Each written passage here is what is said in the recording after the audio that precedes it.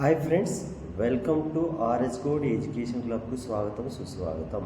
కర్కట రేఖ ఏ రాష్ట్రాల గుండా వెళ్తుంది, దానిని ఎలా గుర్తుపెట్టుకోవాలో ఈ వీడియోలో తెలుసుకుందాం. కర్కట రేఖ 8 రాష్ట్రాల గుండా పోతుంది. భారతదేశ భూభాగ గుండా కర్కట రేఖ పోతూ దేశాన్ని అడ్డంగా 2 సమాన విభాగాలుగా విభజిస్తుంది. ఈ కర్కట రేఖ గుండా పోవు 8 రాష్ట్రాలను ఒక కోడ్ రూపంలో మనము గుర్తించుకుందాం.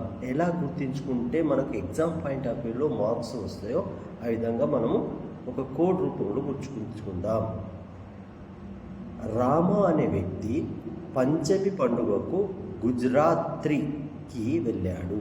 అంటే రామ అనే వ్యక్తి ఈ పంచమి పండుగకు గుజరాత్కు వెళ్ళాడు అని గుర్తుపెట్టుకోండి.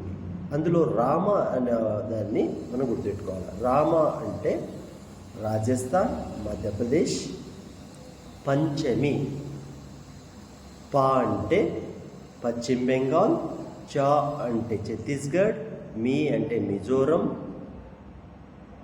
గుజరాత్రి అంటే గు అంటే గుజరాత్. జా అంటే జార్ఖండ్. త్రి అంటే త్రిపుర.